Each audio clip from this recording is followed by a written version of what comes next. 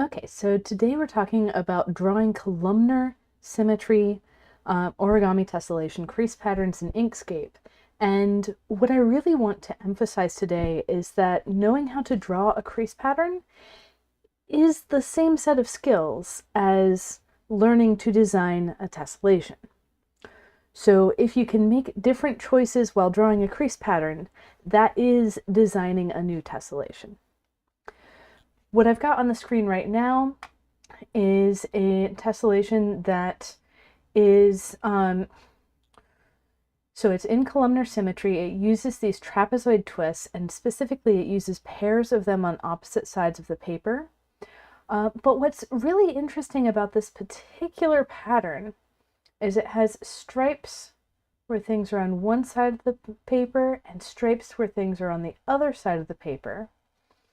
And it's actually super related to an alternating hexagons and triangles pattern if we had all open hexagons. So if these two halves of hexagons, the two trapezoids, were combined into a whole hexagon, they would have one kind of triangle in all 6 positions around them. But what we did is by splitting it into these, each hexagon into these trapezoid pairs on opposite sides of the paper, we pulled half of those triangles to the other side also. So seeing these structures, and let's take a look at some of these structures, can help you to find possibilities for more tessellations.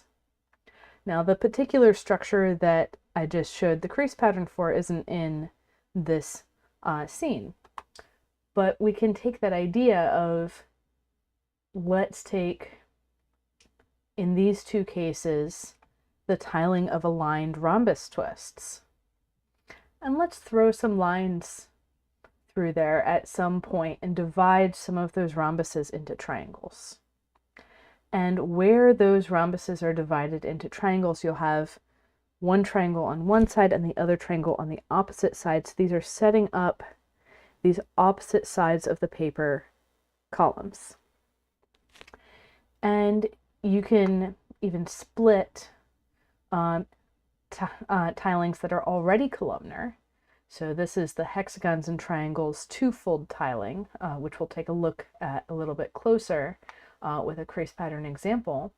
And you can even split that with the same concept of, now the hexagon, instead of being a whole hexagon, has half on one side, half on the other as two trapezoids. And you can go a long way with this method of making columns by splitting more regular tilings. You can also make columns by having some kind of wiggly line of rhombuses and then putting some amount of triangles in between. So this has kind of a single layer of triangles between these wiggly rhombus structures, and the wiggly rhombuses are flipping top bottom as you go through. Or you can have a, well, I guess I'd call that a half layer of triangles. This would be a full layer of triangles, and then the wiggly rhombuses are all in the same orientations as you go from the columns. But you'll notice that they're the same orientations, but the opposite twist sense. So there's lots of ways to vary these structures.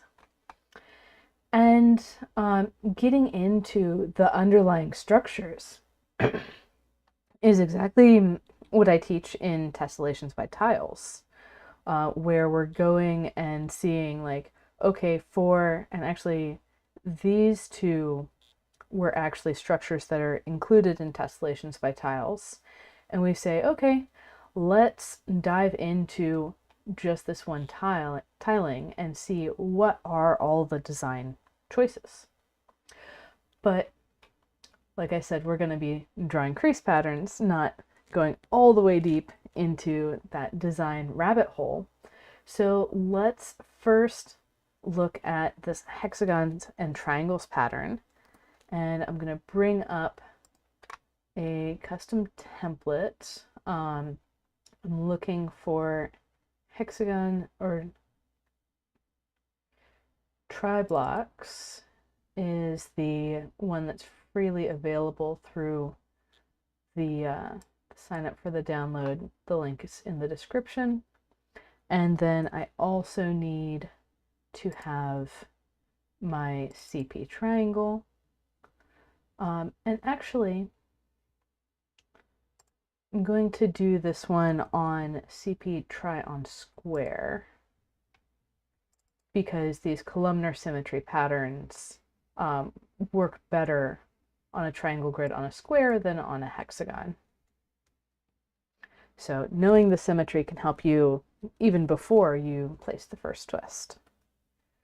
So with wanting to have a hexagon and triangles in a column, I'm going to have some options. Mostly I'm going for mirrored columns here. There is one case where you can do a alternating columns front and back, but there's pretty specific pleat conditions to make that happen as far as I'm currently aware. But let's go with a closed hexagon right-handed and a closed triangle left-handed. This will be the simplest case, easiest to fold. And we can paste that in.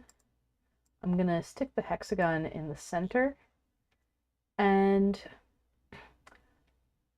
to match up the structure of the crease pattern with this square outline, I want to have my mirror lines be horizontal because that's going to be perpendicular to a grid direction, and I want my stripes to be parallel to the edge of my file. So that means I'm going to bring in my triangle and I'm going to connect it on this side, and I'm going to rotate 60 degrees. Doesn't really matter what direction, you get the same result because it's a triangle. Stick another one up there. And what I'm going for when I'm placing these triangles is that if I duplicate everything and copy it over, then the center of the hexagons are in line, and I'll draw it on to make it clearer. They're on this horizontal line. So they're lining up with the mirror symmetry lines. We're not going to have any issues with that. So that's all well and good, but then we need to actually make these mirror symmetry lines. So what I'm going to do, and I'm going to choose to space things as densely as possible. So I'm going to add a new line, just drawing a new line on the file. And these are helper lines that we're going to get rid of. And I only need to work on this first hexagon and two triangles because that second set is a repeat. So actually I can go ahead and get rid of the second set entirely. And I'm coming in, editing by node, getting rid of anything that's past the line, bringing anything that's not up to the line up, and getting all that in place. And there we go. So now I can go and delete those guidelines. I'm going to select all, group, duplicate, and I'm going to mirror across the horizontal and shift that up. So now, the important thing with columns is there's never just one column. It's always two columns that are alternating with each other. And so when you want your repeating unit, you need the minimal repeat inside a column and then the second column version of that repeat. So now I'll select all, group, duplicate.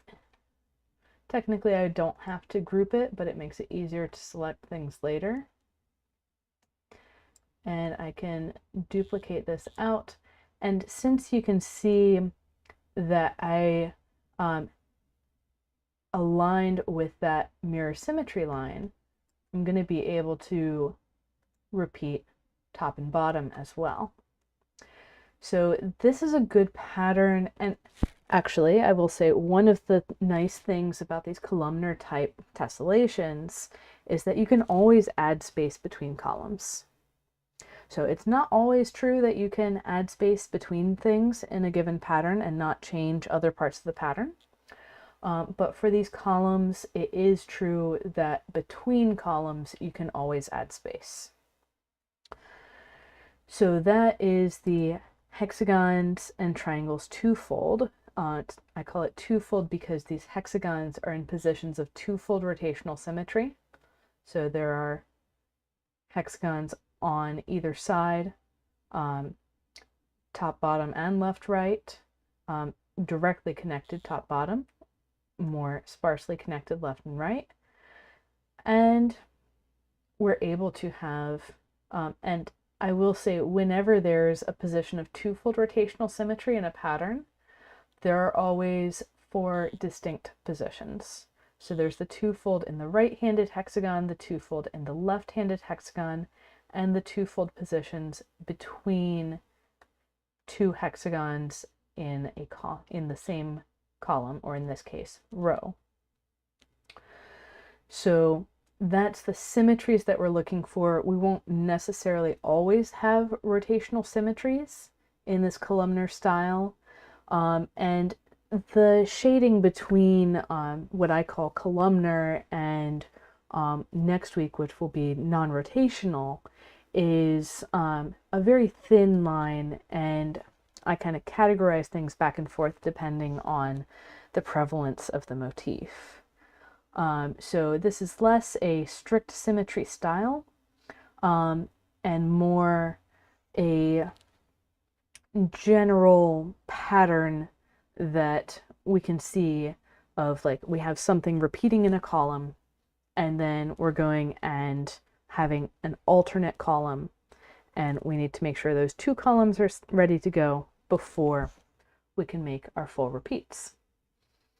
And by the way, the folding style for these tessellations really matches what I just said. We have something repeating in a column. We're going to do the whole column, and then we're going to move on to the next column, and the next, and the next, and the next. Instead of starting from the center and making concentric rings like I would usually recommend. So that's an example with mirror symmetries.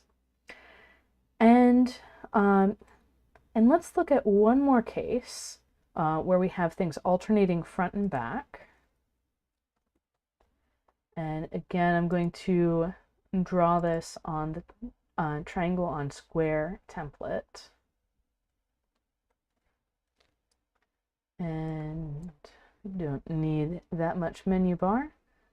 And I'm going to pick a rhombus and a triangle for the first motif. I'm going to semi-randomly, it's more of avoiding other options that I already know what happens. Choose the open rhombus on the front and the closed triangle on the back. And these will be the backbone of our tessellation. And I can't make this exactly centered on the rhombus, but I can get kind of close. And then for me personally, I'm going to want the rhombus tip to come exactly to the center of the closed triangle, which means that this is the spacing that I'm going to need, where this rhombus tip is going to fold across the edge of the triangle and end up in the center. And so I need to shorten some pleats.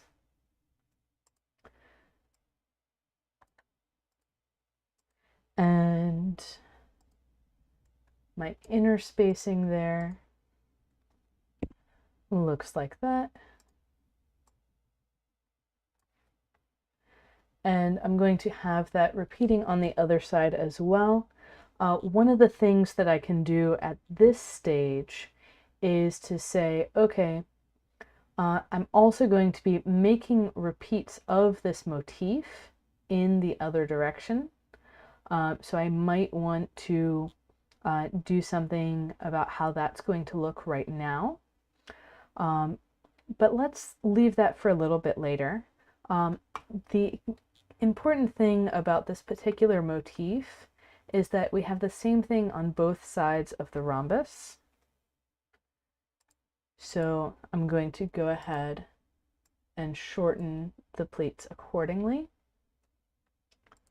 And then I can duplicate that triangle, rotate it halfway around. I can't just do a 60-degree rotation because I changed those pleats unevenly.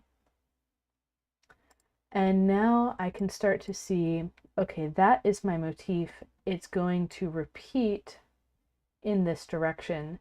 Do I really want it to be that far apart? So I have options. If I bring it this close, then this corner of the rhombus is also going to end up in the center of the same closed triangle.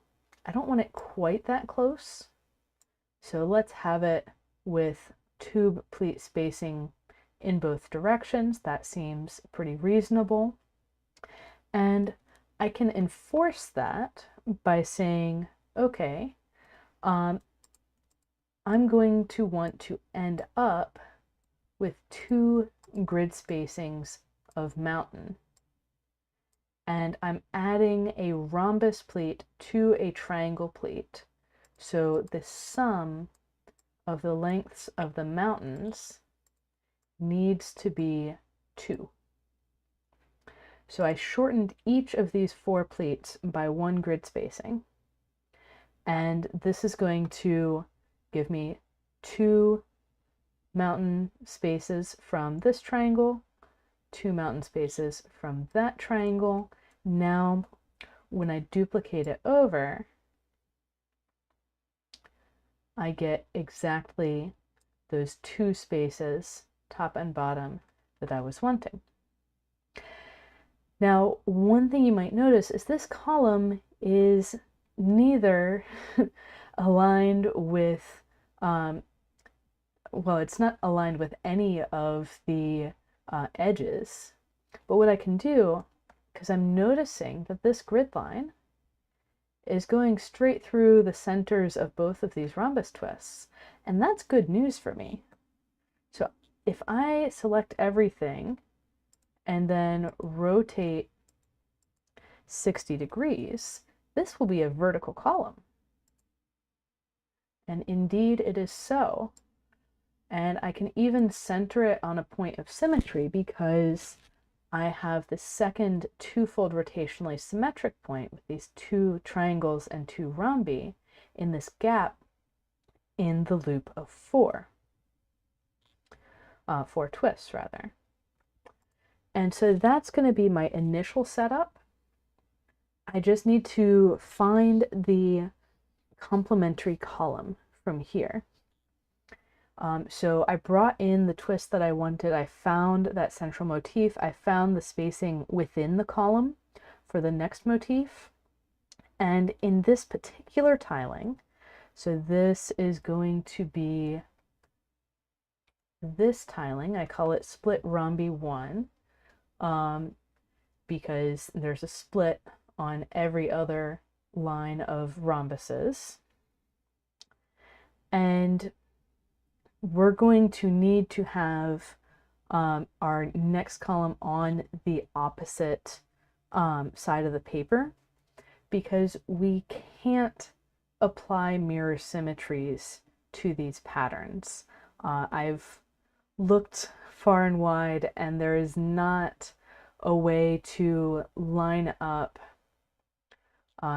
this next repeat with a diagonal that's passing perpendicular to the pleat from the next triangle up. You just can't get it far enough away or close enough together to ever achieve that and have your column be the same throughout.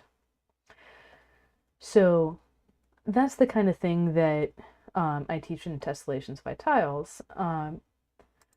But I mean, you can see that here and now. And so copying over, and one of the things that you might not have noticed because I did that quickly is this time I grabbed a right-handed triangle and a left-handed rhombus. So now my right-handed triangle is matching up with the other left-handed triangle. I need to decide how close I want to put them. If I put them this close, then this triangle corner will be in the center of the closed triangle on the back. It'll be in the same place as this open rhombus corner.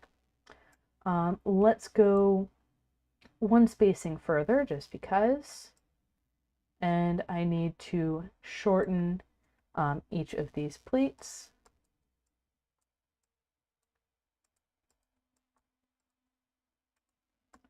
And I'm going to need to shorten that on all of the triangle twists that we already have present. These are equivalent pleats by symmetry. And then from here, I need to figure out how the next rhombus is connecting to this triangle. And it's going to need to be rotated. And it'll connect like so. And why do I know that? Well, it's basically exactly the same layout as this motif. So if we pretend that this triangle on the front is in this bottom triangle position, well then I want to exactly match the outline of the rhombus on the front with this outline of the rhombus on the back. So I have the same relationship between twists inside a column in those two different columns. So from here, I need to shorten these pleats, and actually I'm going to do them one at a time because they're coming close enough together that they're not shortening the same amounts. And I need to remember to do that on the opposite side as well. And here again, I want to have the same spacing between motifs, except this time I need to have that spacing be with the valleys of the pleat from the triangle and the pleat from the rhombus adding up to 2 grid spacings. So once again, I'm shortening all of these pleats by 1 grid spacing. And then I'll duplicate my triangle, rotate it halfway around, stick it on the other side. There I've got a new motif, or the same motif on the opposite side rather. And from here, I'm going to get rid of this repeat of the upper motif. So I can, and I'm going to make my life a little easier by grouping each of these individually before grouping them. Well, technically I don't need to group them both together, but I'm going to. And now I can make my repeats, and I'm aligned with the edge of the grid, and bring another copy down here before I copy over the next columns as well. So again, it's find the motif in column A, find the version of that motif in column B, whether that's mirrored or on the back of the paper, and then we can have our column A motif and our column B motif that repeat everywhere, excuse me, to form the whole pattern.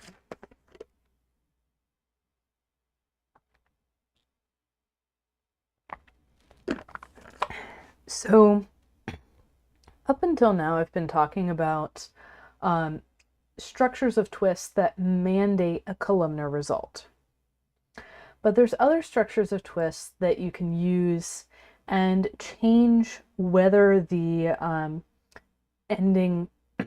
drawing ending tessellation is columnar versus hexagonal versus square symmetry.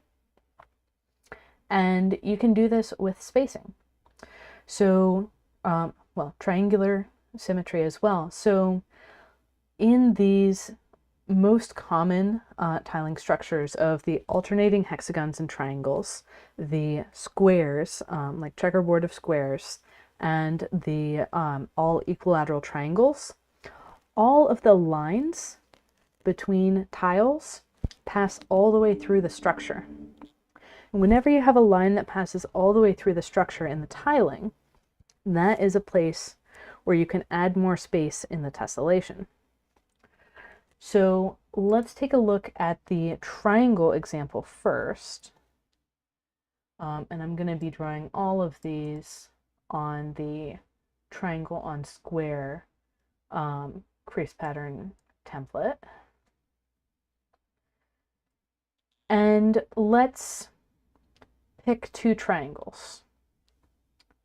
Let's say that we have a open triangle on the front, and let's say closed triangle on the front. So keeping things recognizable. So I can bring them in and say, okay, I want to have a column, and I need to rotate this triangle so it can match up with the other one. I'm going to put the tips of these triangles together.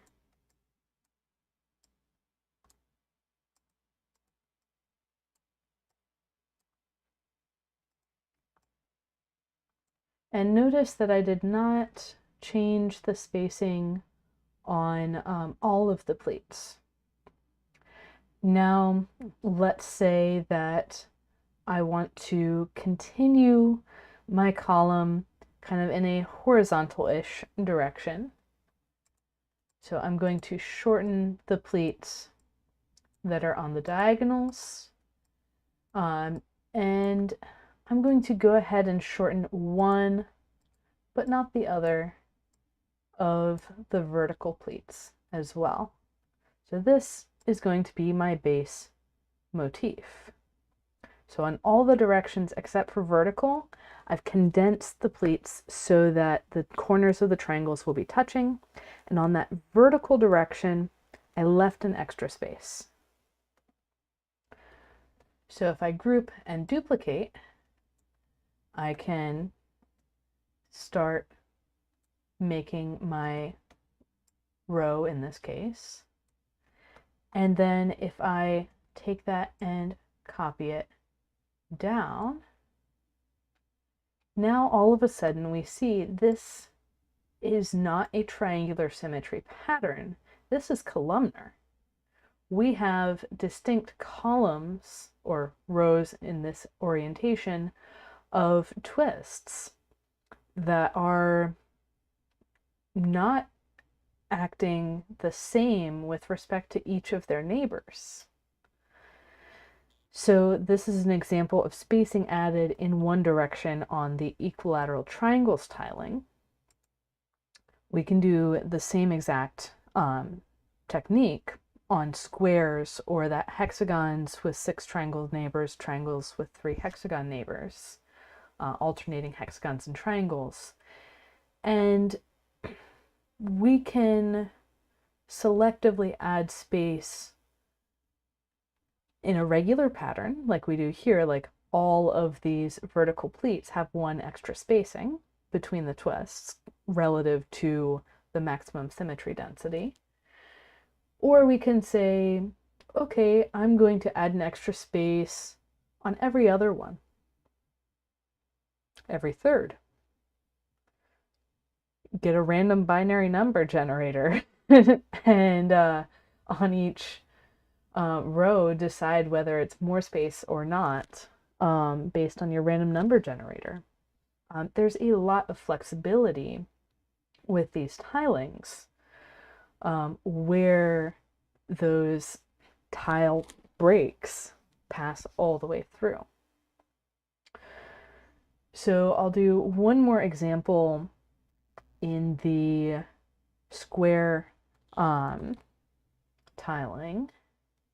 So we're looking for our CP square, not SP, but CP. Okay, there we go.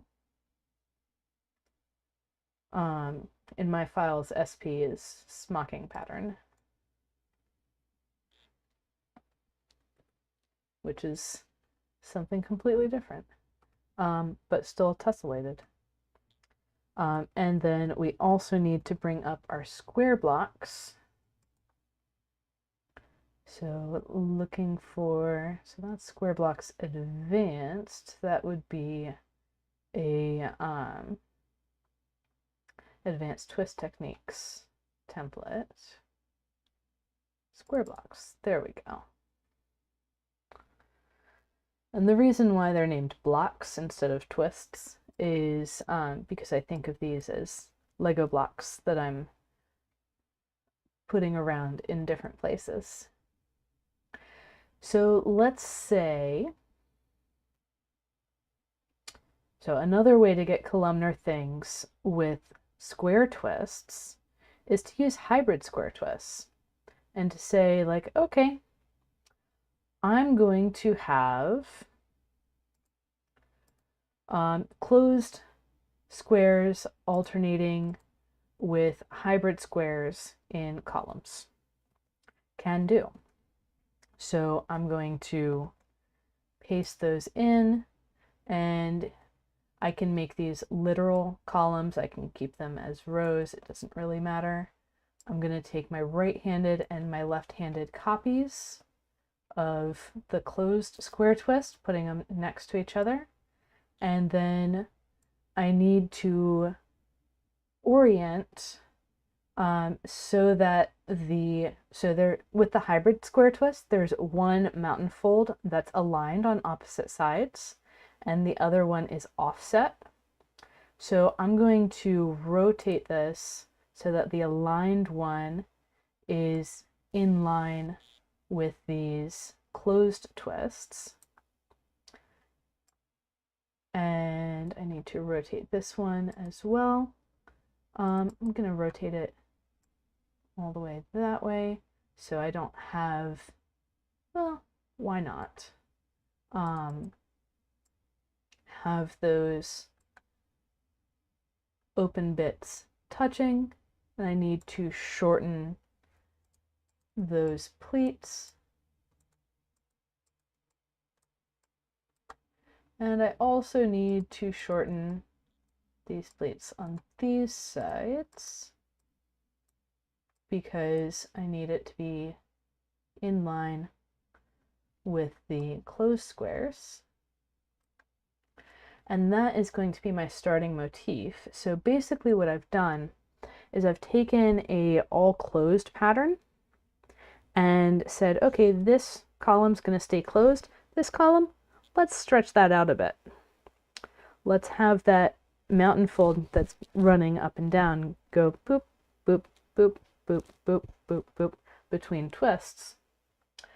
And now if I group and duplicate, this might look familiar from the drawing square symmetry tessellations video, where I wanted that block of 4 square twists so that the pleats match top and bottom. And let's see, can I center this? Well, where exactly is the center of this grid. It gets right there. I'm going to shift everything down 2 spaces so that things are more centered, and duplicate and drop and duplicate over here as well. And you can see this can keep going infinitely as far as I want. So that's what's going on with these columns.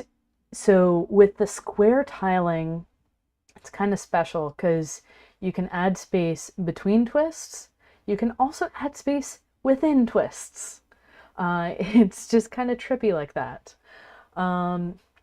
where you don't really see that option in other tilings. And I will say you can apply this idea in the other direction as well. So you can have these columns, and then you can also have rows that are either hybrid, or really is the row open or closed? Is the column open or closed? And so here we have closed, open, closed, open, closed, open columns, while the rows are all closed. So the mountains are going straight through on each of these rows, but in the columns, sometimes they're going straight through, sometimes they're coming in and then jumping over and then jumping over and jumping over and jumping over. You can really go wild with this set of designs that's nowhere near fully explored. So there's a lot of room for exploration when you're thinking about morphing these structures in columns or in rows, when you're thinking about setting up structures in columns. There's, a huge range of possibilities, and they tend to be a bit easier to fold because you do actually follow the motif to fold the pattern, instead of most tessellations where you're following the underlying structure that doesn't necessarily match up with completing visually salient motifs that show up based on relationships of certain twists. So happy folding, happy drawing, everyone. Pick up those templates that I used today in the description. And if you're interested in learning more about designing in these styles, make sure to check out Tessellations by Tiles by going to my website, training.gatheringfolds.com. So until next time, have a great time exploring the wonderful wild world of origami tessellations. See you later.